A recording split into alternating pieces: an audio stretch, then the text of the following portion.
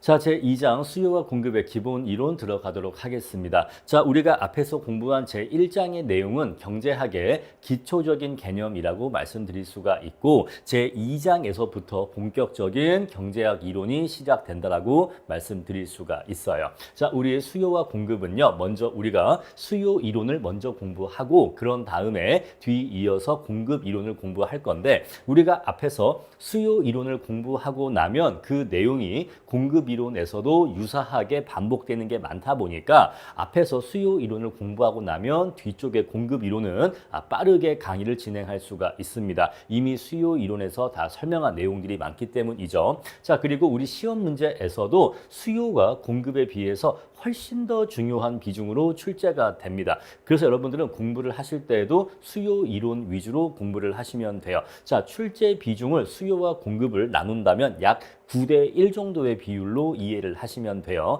자, 그래서 우리는 수요 이론 위주로 공부를 하시면 되겠다. 자, 그럼 이제 내용 들어갑니다. 자, 수요라고 하는 것은요, 일정 기간 동안 주어진 가격으로 수요자들이 구매하고자 의도하는 생산물의 양을 의미합니다. 자, 이제 우리 이러한 수요의 개념 정의를 하나씩 뜯어 볼 건데요. 자, 먼저 수요라고 하는 것은요, 일정 기간을 전제로 해서 측정되기 때문에 우리가 앞에서 공부한 유량 변수가 있고 저량 변수가 있었는데 둘 중에서 유량 변수에 해당한다라고 하는 것을 아실 수가 있고요. 다음에 두 번째, 주어진 가격으로 라고 전제하고 있기 때문에 자, 어떤 재화의 가격이 주어진다면 예를 들어서 사과 한 개에 500원이라면 그럼 너 사과 몇 개 수요할 거니? 사과 몇 개 수요할 생각이 있니? 이렇게 된다 이 얘기예요. 그래서 자, 우리가 재화의 가격이 먼저 주어져야지만 그래? 그 재화가 한 개에 얼마야? 그러면 나 그거 몇 개 수요할래? 이렇게 수요량이 결정된다는 거예요.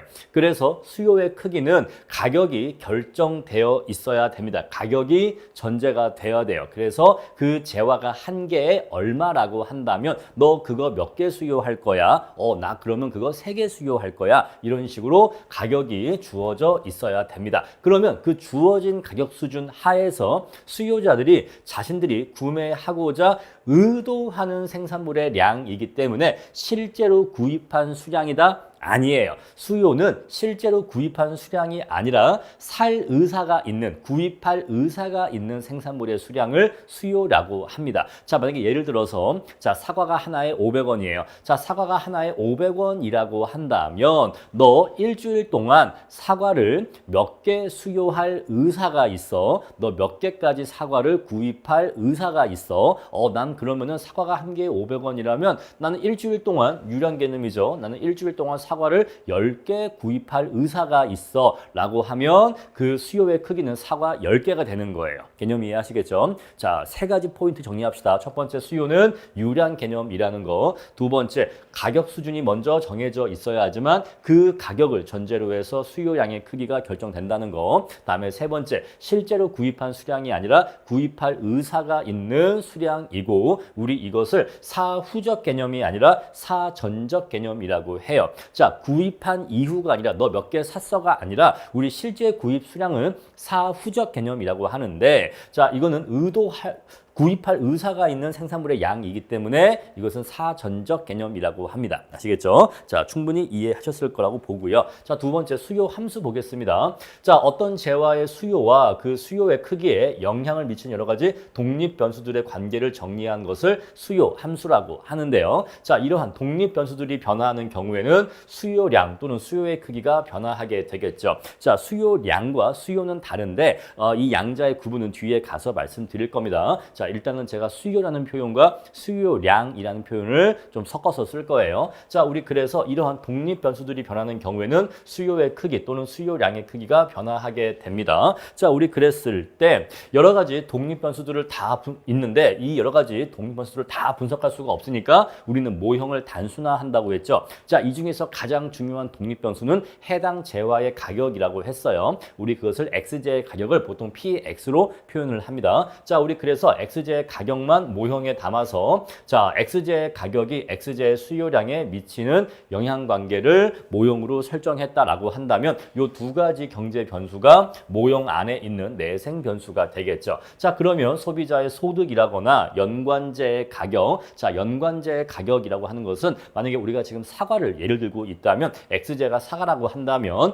딸기라든가 배라든가 또는 사과 주스라거나 이런 식으로 사과와 관련이 있는 다른 제와의 가격을 얘기합니다. 자, 연관제의 가격, 자, T는 예를 들어서 사과에 붙는 세금 등이 있겠죠. 자, 이런 것들은 모형에 담기지 않았기 때문에 우리 이런 것들은 외생 변수라고 얘기하는 거죠. 자, 이렇게 해서 수요 함수는 이렇게 표시할 수가 있고, 수요 함수는 이 재화의 가격과 그 재화의 수요량의 관계를 정리한 것을 수요 함수라고 하고, 자, 이 모형에 담기지 못한 나머지 독립 변수들은 외생 변수라고 한다. 자, 앞에서 말씀드린 것처럼 외생 변수가 변화하는 경우에는 내생 변수의 값이 변화하게 됩니다. 자, 이렇게 수요 함수 기억해 주시고요. 자, 그다음에 이제 우리가 수요 곡선을 그릴 건데, 우리가 앞에서 공부한 이 수요 함수를 좌표 평면 위에 나타내면 우리 그것을 수요 곡선이라고 합니다. 자, 우리 수요 곡선은요. 자, 우리가 항상 그래프를 그릴 때는 좌표 축이 있는데 좌표 축은 가로축이 있고 세로축이 있습니다. 자, 우리 수요 함수는요. 세로축에 뭐가 온다?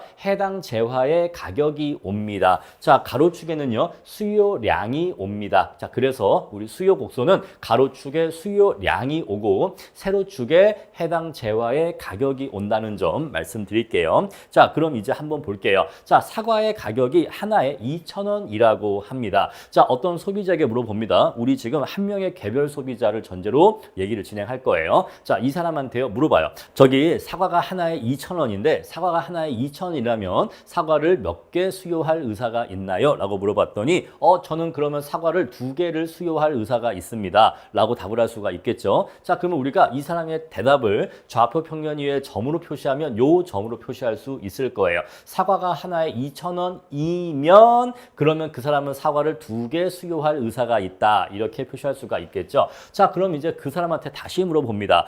만약에 사과의 가격이 싸지면 사과의 가격이 2,000원이 아니라 1,000원으로 가격이 싸지게 되면 그러면 얼마 몇 개를 수요할 의사가 있습니까? 아, 그래요? 사과가 하나에 2,000원이 아니라 사과가 하나에 1,000원으로 사과의 가격이 하락하게 되면 저는 그렇다면 그때는 사과를 5개 수요할 의사가 있습니다. 이렇게 답을 했다라고 한번 가정해 볼게요. 자, 그럼 이 사람은요. 사과가 하나에 2,000원이면 2개를 수요할 의사가 있고 사과가 하나에 1,000원이면 5개를 수요할 의사가 있거든요. 자, 그럼 이제 이런 식으로 무수히 많은 경우의 수를 다 물어볼 수가 있겠죠. 사과가 하나에 1,100원이면요. 사과가 하나에 1,200원이면요. 사과가 하나에 1,150원이면요. 사과가 하나에 3,000원이면요. 이런 식으로 무수히 많은 경우를 물어볼 수 있을까요? 네, 물어볼 수 있겠죠. 그러면 그 무수히 많은 점들이 이렇게 나오게 될 거예요. 그 무수히 많은 점들을 연결을 하게 되면 우리 이렇게 파란색 수요 곡선을 얻을 수가 있습니다. 자, 우리 그래서 수요 곡선이라고 하는 것은 어떻게 도출되는 거냐면 앞에서 공부한 수요 함수를 좌표 평면 위에 나타낸 것이긴 한데 자, 그것의 직관적인 의미를 말씀드리면 각각의 가격 수준에서 각각의 재화의 가격 수준에서 소비자가 구입할 의사가 있는 수량을 연결하면 그러한 점들을 모으면 수요 곡선이 그려진다. 이렇게 얘기할 수가 있겠죠. 자, 우리 그랬을 때 수요 곡선을 이렇게 그릴 수가 있었는데 수요 곡선을 이렇게 그리고 나니까 우리가 두 가지 특징을 알 수가 있어요. 첫 번째는 뭐냐면요. 수요 곡선은 우하향하는 기울기를 가진다라는 것입니다. 자, 수요 곡선은 우하향합니다. 딱 봐도 알 수가 있죠. 오른쪽으로 갈수록 아래쪽으로 내려가기 때문에 우하향하는 기울기를 가지게 됩니다. 자, 그런데 이 우하향하는 기울기라고 하는 것은 어떤 의미가 있냐면요. 사과가 비싸지면은 수요량은 감소합니다. 사과가 하나에 2,000원이에요. 그래요? 그러면 사과 2개만 구입할 의사가 있어요. 사과가 1,000원으로 싸지면요. 아, 그래요? 그러면 사과를 5개 구입할 의사가 있어요. 자, 우리 소비자들은요. 일반적으로 재화의 가격이 싸지면 재화를 많이 구입하고요. 자, 재화의 가격이 비싸지면 재화의 구입량이 감소하게 됩니다. 이해하시겠죠? 자, 우리 그래서 수요의 크기, 수요량의 크기라고 하는 것도 재화의 가격이 비싸지면 덜 수요하고요. 자, 재화의 가격이 싸지게 되면은 그때에는 수요량이 증가하게 돼요. 자, 우리 이것을 가격과 수요량의 존재하는 역의 관계라고 합니다. 서로 반대 관계라는 거죠. 가격이 비싸지면 비싸질수록 수요량은 감소하게 되고 가격이 싸지게 되면은 수요량은 증가하게 되죠. 자, 우리가 백화점 명품관에 가면 핸드백 하나 살 때에도 정말 벌벌 떨면서 뭐 몇 주 몇 달 심사숙고하면서 구매하는데 우리가 다이소에 가면요, 뭐 1,000원짜리, 2,000원짜리 이런 것들은 아주 쉽게 바구니에 담습니다. 왜 그럴까요? 자, 소비자들은 재화의 가격이 비싸지면 구입 수량이 감소하게 되고 재화의 가격이 싸지면 구입 수량이 증가하는 일반적인 모습을 보이기 때문에 그래요. 자, 그래서 우리 수요 곡선은 우하향하는데 우하향하는 수요 곡선의 기울기는 가격과 수요량 사이에 존재하는 역의 관계를 나타내고 있다라는 것이에요. 자, 여기까지 체크하시고요. 자, 이제 그런 다음에 수요 곡선의 의미에 대해서 조금 더 깊게 들어갈 건데요. 자, 우리가 수요 곡선이 원래 어떻게 그려진 것이냐면요. 자, 사과가 하나에 2,000원이라면 당신은 사과를 몇 개를 수요할 의사가 있습니까? 라고 물어봤었을 때, 자, 저는 그러면 사과를 2개 수요할 의사가 있습니다. 이렇게 수요 곡선이 그려진 거잖아요. 자, 근데 우리가 이렇게 그려진 수요 곡선을 반대 방향으로 해석할 수가 있는데, 자, 이거를 반대 방향으로 해석할 때는, 자, 사과를 2개 수요할 때는 당신은 사과 1개당 얼마를 지불할 의사가 있습니까? 이렇게 반대 방향으로 해석할 수가 있는 거예요. 자, 지금 우리 요 수요 곡선에 의한다면, 자, 사과를 2개 수요할 때 당신은 사과 1개당 얼마를 지불할 의사가 있습니까? 2,000원을 지불할 의사가 있습니다. 이렇게 해석할 수가 있겠죠. 자, 여러분, 그런데 소비자들은요, 재화를 구입할 때 가급적 비싸게 사고 싶어 합니까? 가급적 싸게 사고 싶어 합니까? 당연히 가급적 싸게 사고 싶어 하죠. 따라서 이 소비자가 사과를 2개 수요할 때, 자, 사과 1개당 2,000원을 지불할 의사가 있다고 하는 것은 최대 2,000원까지 지불할 의사가 있다는 거지 최소 2,000원을 낼 의사가 있다는 게 아니에요. 자, 우리 그래서 이 수요 곡선의 수직 높이가 지금 얼마죠? 2,000원이죠. 수직 높이가 2,000원인데, 자, 이 우리 수요 곡선의 수직 높이는 뭘 의미한다? 소비자가 지불할 용의가 있는 최대 금액을 의미한다라고 얘기할 수가 있어요. 왜 최대 금액인지는 아까 말씀드렸습니다. 자, 우리 그래서 소비자가 사과를 2개 수요할 때는 사과 1개당 최대 2,000원까지 지불할 의사가 있다라는 것이에요. 그래서 우리 수요 곡선의 수직 높이는 특정한 수량의 재화를 특정한 수량을 수요할 때 그때 소비자가 그 재화의 가격으로 최대 얼마까지 지불할 의사가 있는지 그 최대 금액을 보여준다라고 해석할 수가 있는데, 자, 근데 한번 생각을 해봅시다. 자, 이 수요자는요, 사과 2개를 수요할 때 왜 사과 1개당 2,000원까지 지불할 의사가 있냐면 사과 1개가 나에게 2,000원만큼의 편익을 주기 때문에 2,000원까지는 지불할 의사가 있는 거예요. 자, 우리가 한번 레스토랑을 예를 들어 봅시다. 어떤 레스토랑이 있는데 그 식당의 식사가 한 끼에 5만 원이라고 할게요. 자, 만약에 어떤 소비자가 그 식당에 가서 식사를 한다라고 하는 것은, 자, 이 사람은 5만 원을 내면서 그 식당에 식사를 하는 이유는 그 식당의 식사가 한 끼가 나한테 5만 원 어치의 편익을 주기 때문에 5만 원을 지불하고 식사를 하는 겁니다. 만약에 그 식당의 식사가 나한테 4만 원 어치의 편익만 준다면 소비자는 그 식당을 이용하지 않을 거예요. 왜냐하면 내가 지불하는 건 5만 원인데 그 식당이 나에게 주는 편익은 4만 원밖에 되지 않는다면 만 원 손해이기 때문에 소비자는 그러한 거래를 하지 않을 겁니다. 그 식당을 가지 않을 거예요. 그래서 어떤 소비자가 5만 원을 내고 식당을 간다라고 하는 것은 그 식당의 식사가 그 사람에게 5만 원어치의 편익을 주기 때문에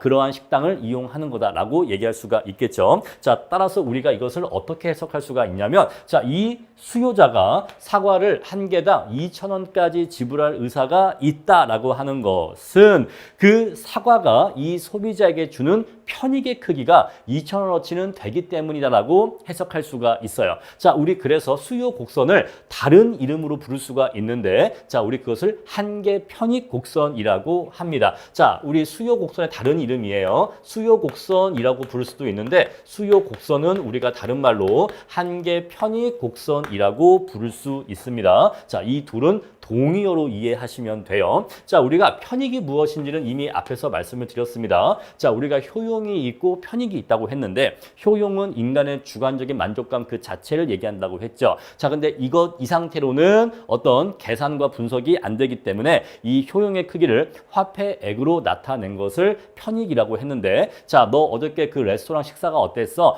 아주 맛있었어 라고 하면 이건 효용이에요. 자, 근데 이것을 편익으로 나타내면 그 식사는 5만 원어치의 가치가 있어. 그 식당은 5만 원 받을만 해. 이렇게 얘기하면 그 식당에서 얻은 효용의 크기를 5만 원이라는 편익으로 나타낸 거라고 앞에서 말씀드렸죠. 자, 우리 그랬을 때 편익은 그런 것이고요. 자, 한계라고 하는 개념은 여러분들이 아직 공부를 제대로 하지 않았습니다. 자, 이래서 경제학이 처음부터 모든 걸 다 이해할 수가 없다는 거예요. 자, 한계라는 개념을 아직은 제대로 공부하지 않았기 때문에 뒤에 갔다 오시면 다시 보시면 그때는 더 이해가 쉬우실 텐데, 일단은 제가 당장 필요하니까 간단하게 핵심적인 아이디어만 말씀드리면, 한계라고 하는 것은요, 경제학에서 추가적인이라는 의미입니다. 다시 쓸게요. 자, 한계라는 개념은 경제학에서 추가적인이라는 개념이고요. 자, 이거를 가장 직관적으로 쉽게 표현하면요, 이거는 한 개 더라는 개념으로 이해하시면 돼요. 자, 우리 과자를 한 개 더 소비하면 그것으로 인해서 소비자의 편익은 증가할까요? 네, 증가하겠죠. 자, 만약에 어떤 소비자가 자, 과자를 2개 먹었을 때 느낀 편익의 크기가 10이라고 합시다. 자, 과자를 2개 먹고 10만큼의 편익을 느끼고 있다고 할게요. 근데 과자를 3개로 1개 더 먹었습니다. 과자를 1개 더 먹으면 과자를 3개 먹은 게 되죠. 그랬더니 이 소비자의 편익이 14가 되었다라고 해볼게요. 자, 그러면 세 번째 과자가 소비자에게 준 편익이 얼마죠? 4죠. 바로 우리 이 4를 한 개 편익이라고 해요. 바로 이 4를 플러스 4를 우리가 얘를 한 개 편익이라 한다 이 얘기예요. 세 번째 과자의 한 개 편익은 4다라고 얘기할 수가 있어요. 왜냐하면 과자를 2개 먹었던 상태에서 1개를 더 먹었더니 그것으로 인한 편익의 증가분이 4거든요. 우리 그래서 세 번째 과자의 한 개 편익은 4라고 얘기할 수가 있는 겁니다. 자, 우리 그래서 한 개 편익은요, 재화를 한 단위 더 소비할 때 그것으로 인한 소비자의 편익의 증가분을 한 개 편익 이라고 얘기할 수가 있는데, 자, 우리가 수요 곡선을 보시면요, 현재 자, 여기 수요량이 2일 때 2,000이고 5일 때 1,000이죠. 자, 그러면요, 우리가 이것을 사과라고 하고, 자, 사과를 2개에서 5개로 3개를 더 먹었다라고 해볼게요. 자, 사과를 2개 먹은 상태에서 이제 3개를 더 먹을 겁니다. 사과를 3개를 더 먹으면 소비자의 편익은 증가할까요? 네, 증가할 거예요. 자, 얼마나 증가하냐면요, 수요 곡선의 하방 면적만큼 증가합니다. 자, 우리 그래서 이것으로 인한 소비자 편익의 증가분은요, 자, 이것을 그래프에서 표시를 하면은 여기에서 여기까지 사과를 3개 더 소비하면 그것으로 인해서 소비자의 편익은 수요 곡선의 하방 면적만큼 증가하게 돼요. 자, 우리 앞에서 기초경제 수학에서 이 개념 공부하셨을 겁니다. 자, 총이라는 개념이 있고 한계라는 개념이 있는데, 자, 총이라고 하는 것을 미분을 하게 되면 다른 말로 접선의 기울기를 구하게 되면 우리가 한계값을 구할 수 있다. 요거를 기초경제 수학 때 말씀을 드렸고요. 자, 반대로 한계값에서 총값을 구할 수가 있는데, 자, 이때는 적분을 하는 건데, 적분을 한다라고 하는 것은 하방 면적을 구하는 거다라고 했어요. 그냥 하방자만 쓸게요. 자, 우리 그래서 총값의 접선의 기울기를 구하면 한계값이 구해지고, 한계값의 하방 면적을 구하면 총값이 구해져요. 자, 우리 그래서 이 개념을 지금 편익에 집어넣으면요, 총 편익이 있겠죠. 총 편익이 있을 거고 한계 편익이 있을 건데, 자, 그러면요, 총 편익 곡선의 접선의 기울기를 구하면 한계 편익이 구해지겠죠. 반대로 한계 편익 곡선의 하방 면적을 구하면 총 편익이 구해지죠. 자, 지금 우리 요거 수요 곡선 뭐라고 했죠? 한계 편익 곡선이라고 했죠. 자, 이 한계 편익 곡선, 요거 한계 편익 곡선이니까 이 곡선의 하방 면적을 구하면 뭘 구할 수 있다? 그럼 이제 우린 여기서 총 편익을 구할 수 있다 이 얘기예요. 자, 여기서의 총 편익은요, 사과를 2개 수요한 상태에서 5개 수요하는 걸로 3개를 더 소비하면 그것으로 인한 총 편익의 증가분을 이 파란색 하방 면적으로 구할 수 있다 이 얘기예요. 아시겠죠? 자, 우리 총이라는 개념은 우리가 수학적으로 면적이라는 개념으로 이해하시면 돼요. 면적. 자, 면적이고 면으로 이해하시면 되고요. 다시 쓸게요. 얘는 면으로 이해하시면 되고 한계라는 개념은 선분으로 이해하시면 됩니다. 다 기초경제 수학 때 말씀드렸던 내용이에요. 자, 그럼 이제 우리가 재화의 소비량을 저렇게 3개가 아니라 재화의 추가적인 소비량의 증가분을 좀 줄일 거예요. 3개는 너무 많으니까 재화의 추가적 소비량의 증가분을 줄일 겁니다. 자, 이렇게 줄일 거고 줄이면 자, 이렇게 재화의 소비량 증가분이 작아지게 되면 그것으로 인한 총 편익의 증가분도 점차 작아지게 되겠죠. 하방 면적도 작아지게 되겠죠. 자, 이런 식으로 재화의 추가적인 소비량을 줄여서 무한소만큼으로 줄일 거예요. 자, 무한소만큼 줄이면 결국에는 이 하방 면적이 없어지게 되고 하방 면적은 없어지고 바로 이 재화의 소비량 2개에서 선분만 남게 됩니다. 자, 여기 선분은 면적이 있다고 했어요? 없다고 했어요? 선분은 면적이 없다고 보시면 됩니다. 자, 오로지 뭐만 있다? 수직 길이만 있게 돼요. 수직 길이만. 자, 그런데 우리가 하방 면적은 뭐였죠? 총편익이었죠. 총편익, 하방 면적은 총편익이었는데 자, 이 총편익을 아주 얇게 줄여서 무한소만큼으로 줄였다라고 하는 것은 결국 접선의 기울기를 구했다라는 의미이기 때문에 결국 마지막에 남게 되는 이 하나의 선분은 뭐가 된다? 바로 이 선분의 길이는 한계 편익이 되는 거예요. 자, 사과를 2개 수요하는 순간 사과를 2개 수요하는 순간 소비자 편익의 변화율을 의미하는데 이렇게 얘기하면 또 헷갈리니까 그냥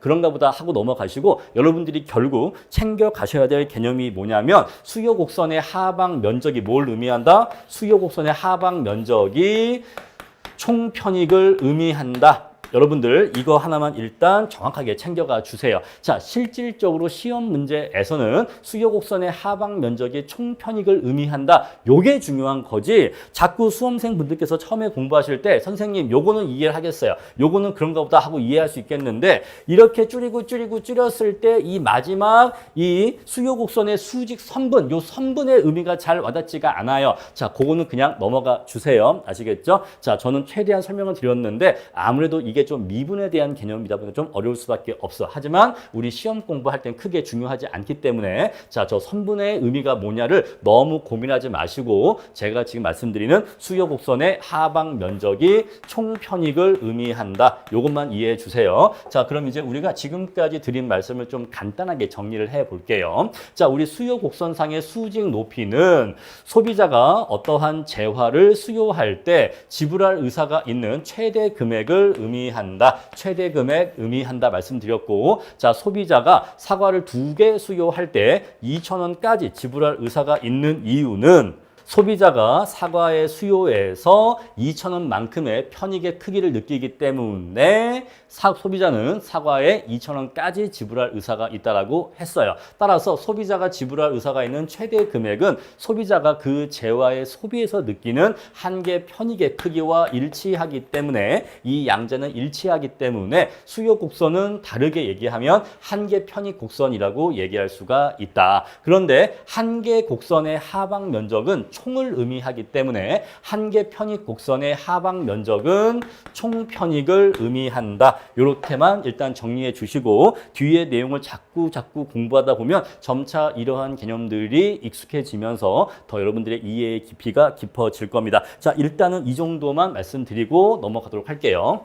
자, 다음에 교과서에 보시면은 보충 설명 나와 있습니다. 자, 교과서 32페이지 보시면요. 가장 마지막 줄에 가격과 수요량 사이에 성립하는 역의 관계를 수요의 법칙이라고 한다라고 했는데 자, 이러한 수요의 법칙의 예외 사례가 있는데 자, 수요의 법칙에 의하면 수요 곡선은 이렇게 우하향하게 그려져야 되거든요. 그런데 이 법칙의 예외라고 하면 반대이기 때문에 이 법칙의 예외라고 하면 수요 곡선이 이렇게 우상향하게 그려지게 됩니다. 자, 우리 어떠한 경우에 그럴 수가 있는지 말씀을 드릴게요. 자, 우리 이것을 베블렌 효과라고 하는데 다른 말로 과시 효과라고도 합니다. 자, 어떤 재화의 가격이 상승할 때 오히려 그 재화의 수요량이 증가하는 효과를 우리는 우리는 베블렌 효과라고 합니다. 자, 우리 일반적으로 수요의 법칙은요. 재화의 가격이 비싸지면 수요량이 감소하고 재화의 가격이 싸지면 수요량이 증가하는 것이 일반적인 수요의 법칙인데 이렇게 과시효과 또는 베블렌 효과가 있는 경우에는 사람들이 과시하기 위해서 소비하기 때문에 비싸지면 오히려 소비를 더 많이 하는 현상이 발생하게 돼요. 자, 반대로 싸지게 되면은 과시를 할 수가 없기 때문에 수요량이 오히려 감소하게 됩니다. 자, 우리 그래서 베블렌 효과가 존재하는 경우에는 소비자들이 재화의 가격이 비싸지면 과시하기 위해서 더욱더 많은 양을 수요하게 되고 가격이 낮아지게 되면은 수요량이 오히려 감소하는 현상을 베블렌 효과라고 합니다. 자, 과시하려고 소비할 때는 이러한 일이 발생한다. 우리 옛날에 그런 얘기 있잖아요. 뭐 이게 진실인지 아닌지 확인은 불가능한데 뭐 예를 들어서 어떤 백화점이 있는데 자, 이 마네킹에다 이렇게 뭐 코트인가요? 뭐 가방인가요? 이렇게 해놨는데 그냥 코트라고 하죠. 자, 원래 이 코트가 30만 원짜리 코트였다 이 얘기예요. 이렇게 30만 원 해놓으니까 안 팔리더라 이 얘기예요. 근데 자, 이 판매 직원이 실수로 0을 하나 더 찍었대요. 실수로 0을 하나 더 찍어서 300만 원 이렇게 표시를 해놓으니까 불티난 듯 팔렸다라고 하는 그러한 웃지 못할 뭐 믿거나 말거나 얘기가 있는데 자, 왜 이러한 현상이 발생했느냐? 자, 이 코트에다가 30만 원 적어놓으니까 에이 이거 뭐 싼 거네 생각한다 이 얘기예요. 사고 싶지 않네. 그런데 코트 하나에 300만 원, 우와 이거 되게 명품인가 봐 라고 하면 사람들이 막 샀다 이 얘기예요. 자, 우리 이러한 일이 발생했다면 이러한 일은 왜 발생하는 거죠? 바로 과시효과 때문에 그래요. 비싼 걸 내가 사서 남들한테 뽐내야지 이러한 과시효과가 있는 경우에는 수요 곡선이 우상향하게 됩니다. 재화의 가격이 비싸지게 되면 오히려 수요량이 더 증가하게 돼요. 자, 우리 그래서 수요의 법칙의 예외 사례로서 베블렌 효과가 있는데 이걸 어떻게 외우실 수 있냐면 자, 우리 이 베블렌 효과를 저는 이렇게 말씀드려요. 자, 과시하려고 비싼 걸 더 많이 산다고 배가 불렀네. 이렇게 하시면 쉽게 이해가 되실 거예요. 배가 불렀구만. 그래서 비싸니까 더 많이 산다고 배가 불렀네. 이렇게 이해하시면 굉장히 암기가 편하게 되실 겁니다. 자, 이렇게 해서 수요 법칙의 예외 말씀드렸어요. 따라서 수요 법칙의 예외는 베블렌 효과 또는 과시 효과가 발생하는 경우에 수요 곡선이 우상향하게 그려질 수가 있고 또 한 가지가 뭐가 있냐면 뒤에 가서 공부할 건데 자, 기펜제라는 게 있어요. 기펜제. 자, 시험에서는 기펜제라고 표현되는 게 일반적인데 기푼제라고 나오는 경우도 있습니다. 어쨌거나 이렇게 나오면은 우리 기펜제 또는 기푼제라고 하는데 자, 우리 재화가 기펜제인 경우에도 수요 곡선이 우상향하게 그려져요. 자, 이거는 언제 공부할 거냐면 저 뒤에 가서 무차별 곡선 아마 그게 제 7장인가 할 겁니다. 7장 정도에 가서 공부를 하게 될 거예요. 6장이겠네요. 무차별 곡선 이론이니까 이렇게 해서 6장에서 자, 무차별 곡선 이론 6장에서 공부를 하게 될 겁니다. 자, 요거는 뒤에 가서 다시 말씀을 드릴게요. 자, 정리하면요. 수요 곡선이 우상향하게 그려지는 경우는 총 두 가지 경우가 있다. 첫 번째, 베블렌 효과가 있을 때, 두 번째, 그 제외가 기펜제일 때 두 가지 경우가 있다는 거 말씀을 드렸습니다. 자, 그런 다음에 이제 우리가 본격적인 경제학 내용을 들어가기에 앞서서 경제학 그래프의 특이한 점 한 번만 말씀드리고 넘어가도록 할게요. 이거를 말씀드리지 않으면 계속해서 헷갈려 하시기 때문에 지금 말씀드리는 겁니다. 자, 우리 일반적인 수학 그래프는요. 수평축에 X가 오고 세로축에 Y가 와요. 우리 중학교 때 많이 봤었던 그러한 그래프입니다. 자, 이게 일반적인 수학 그래프예요. 자, 근데 우리 경제학 그래프는요. 수평축에 수요량이 온다고 했고 세로축에 재화의 가격이 온다라고 했어요. 자, 그러면 이렇게 그리나 별 차이가 없는 것 같지만 사실은 매우 심각한 차이점이 있어요. 자, 어떠한 차이점이 있냐면 우리가 중학교나 고등학교 때 그렸던 이러한 그래프는요. 함수식을 만약에 이렇게 표시할 수가 있겠죠. y는 ax 플러스 b 이렇게 표시할 수가 있는데 우리가 함수식을 이렇게 표시할 때에는 x가 뭐죠? x가 독립변수예요. 그리고 y가 종속변수입니다. 그래서 종속변수가 이렇게 세로축에 오고 독립변수가 가로축에 오는 거예요. 그래서 X값이 변함에 따라 Y값이 어떻게 변화하느냐 이러한 관계를 그래프로 옮겨 그린 거다 요 얘기예요. 그런데 우리 경제학 그래프는요. 자, 가격이 독립변수죠. 가격이 독립변수예요. 수요량이 종속 변수라고 말씀을 드렸어요. 자, 그러면 이제 하고 딱 이해가 되시죠? 자, 독립 변수와 종속 변수의 위치가 바뀌어 있다 이 얘기예요. 자, 일반적인 수학 그래프는 이렇게 그리는 게 원칙이란 말입니다. 그런데 우리 경제학 그래프는 이렇게 그려요. 그래서 독립 변수가 세로축에 오고 종속 변수가 가로축에 온단 말이에요. 자, 이렇게 그려지는 경우가 언제이냐면 가장 대표적으로 독립 변수로서 가격 변수가 올 때, 독립 변수로 가격 변수가 올 때 이렇게 그래프가 그려지는 관행이 있어요. 옛날부터 이렇게 해오던 관행이 있습니다. 근데 이 관행이 수학적인 일반적인 약속과는 어긋나요. 그래서 우리한테 헷갈림을 유발합니다. 자, 우리 그래서 수요 곡선은요, 수요 함수는요, 우리가 이렇게 표시하게 되면은, 자, 지금 좌표축과는 일치합니다. 왜냐하면 여기 보시면, 세로축은 가로축, 이렇게 표현되어 있죠. 자, 마찬가지로 우리가 요거 잠깐 지울게요. 너무 헷갈리니까. 자, 이렇게. 자, 우리 그래서 함수식을 이렇게 쓰는 경우에는, 자, 세로축은 가로축 하기 때문에 이렇게 표시하면은 수학적인 표현과 일치하게 표현할 수가 있어요. 그런데 의미는 틀린 거야. 왜 의미가 틀렸냐면, 자, 우리 가격을 뭐라고 했죠? 가격이 독립변수거든요. 근데 우리 함수는요, 독립변수의 변화가 종속변수의 변화를 야기하는 개념이기 때문에 우리 함수식을 이렇게 쓰는 게 의미상은 맞는 겁니다. 아시겠죠? 자, 우리 그래서 좌표축에 부합하게 나타낸 함수식의 형태는 위의 거예요. 그런데 함수의 원래 의미에 부합하도록 독립변수의 변화가 종속변수의 변화를 야기한다. 이러한 의미에 충실한 건 요 아래 함수식입니다. 자, 우리 그랬을 때 요 두 가지를 여러분들 구분하실 수 있어야 되는데 우리 요거를요 수요함수라고 해요. 자, 요렇게 쓰는 걸 우리가 수요함수라고 합니다. 자, 그런데 이게 원래 맞는 거예요. 이게 원래 독립변수가 변화하면 그것에 의해서 종속변수가 어떻게 되느냐 의미에 부합하기 때문에 원래 이게 FM 올바른 수요함수입니다. 그런데 자, 우리 수요 곡선의 좌표축이 세로축이 가격, 가로축이 수요량이다 보니까 이것에 맞게 수요함수식을 표현하다 보면 이렇게 표현하게 되는데 이것은 사실 함수의 의미에 맞지는 않아요. 그래서 우리 이것을 뭐라 하냐면 우리가 이것을 역수요함수라고 해요. 역수요함수. 이해하시겠죠?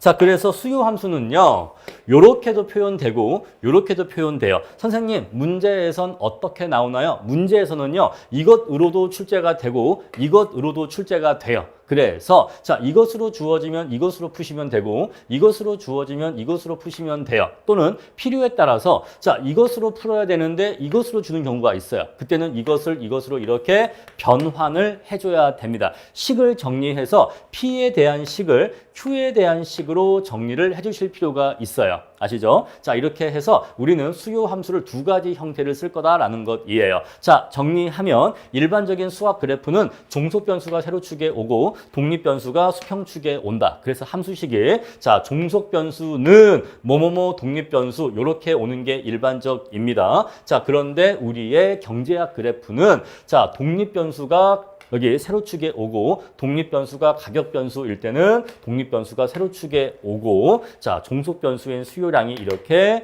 수평축에 온다 이 얘기예요. 그래서 자, 이것을 이 그래프의 수평축에 맞게 그래프의 좌표축에 맞게 함수식을 표현하면 이렇게 표현할 수가 있는데 자, 근데 요거는 사실 의미에는 어긋난 거다. 우리 이것을 역수요함수라고 한다. 수요함수가 P에 대해서 정리되어 있었을 때 우리 그것을 역수요함수라고 하고 자, 원래 수요함수의 본래적 의미에 부합하는 건 Q에 대해서 정리되어 있는 함수식이 원래 의미에 부합한다. 우리 그래서 얘를 수요함수라고 하고 얘를 역수요함수라고 한다라는 거 말씀드릴게요. 자, 그래서 우리 이러한 수요곡선이나 공급곡선은 좌표축이 일반적인 수학 그래프와 달리 뒤바뀌어져 있기 때문에 이하에서 계속해서 여러분들께 헷갈리는 문제점을 야기하는데 그때마다 왜 그런지를 설명을 드릴게요. 아시겠죠? 자, 일단은 우리 경제학 그래프는 좌표축이 다르게 그려진다. 그래서 여러분들의 수험 공부가 더 힘들어진다. 우리 앞서서 경제학을 연구했던 연구자분들이 원망스러워지는 순간이다라는 것입니다. 자, 넘어가도록 할게요. 자, 우리 개별 수요 곡선이 있고 시장 수요 곡선이 있어요. 자, 실제로 우리 사회에는 굉장히 많은 사람들이 있지만 우리가 그 많은 사람들을 다 분석할 수가 없기 때문에 우리는 대표적으로 수요자가 2명이 있다라고 할게요. 어떤 경제 경제 사회에 수요자는 총 2명만 있다고 할게요. 자, 개인 A가 있고 개인 B가 있는데 개인 A의 수요 곡선이 이렇게 주어져 있고 개인 B의 수요 곡선은 이렇게 주어져 있다라고 할게요. 자, 사과가 하나에 2,000원일 때 개인 A는요, 사과를 2개 수요할 의사가 있대요. 자, B한테 물어보니까요. B는요, 사과가 하나에 2,000원이면 자기는 사과를 3개를 수요할 의사가 있대요. 자, 그러면요. 자, 우리 경제 사회에 수요자는 A와 B 딱 2명뿐이기 때문에 사과가 하나에 2,000원이면 우리 사회 전체적인 사과의 수요량은 몇 개일까요? 자, 쟤는 2개, 얘는 3개. 결국 우리 사회 전체의 수요량은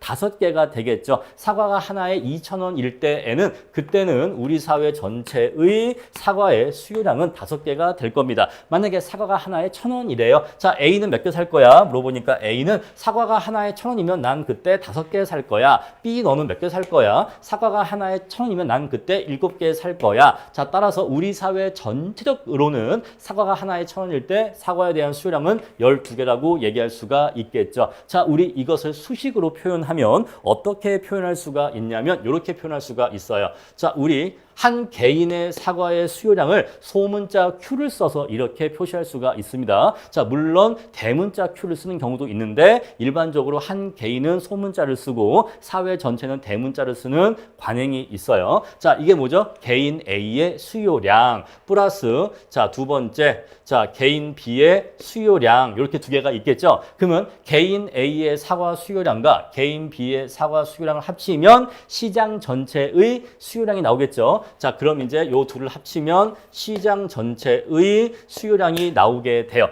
여기서 하첨자 M은요, 시장 전체 마켓의 이니셜 M이 온 겁니다. 자, 이렇게 하첨자 M이 오면 시장 전체를 의미해요. 자, 우리 그래서 시장 전체의 수요량은 자, 개인 A의 수요의 크기와 수요량의 크기와 개인 B의 수요량의 크기를 합치면 시장 전체의 수요량의 크기가 구해진다라는 것이기 때문에 우리 이것을 시그마로 정리를 해주면 자, 시장 전체의 수요량은 시그마 스몰 q다 이렇게 정리할 수가 있겠죠. 자, 결국 어떤 말씀을 드리고 있는 거냐면 시장 전체의 수요량의 크기는 개별 수요량을 합해서 구한다라는 것이고요. 자, 이것은요, 그래프를 수평으로 합한다라는 개념이에요. 수평으로 이렇게 옆으로 더한다라는 개념이기 때문에 이렇게 구해진 시장 전체의 수요 곡선은 우리 이것을 시장 전체의 수요 곡선이라고 하는데 시장 전체의 수요 곡선은 개별 수요자의 수요 곡선보다 기울기가 더 완만하게 그려집니다. 왜 기울기가 더 완만하게 그려지냐면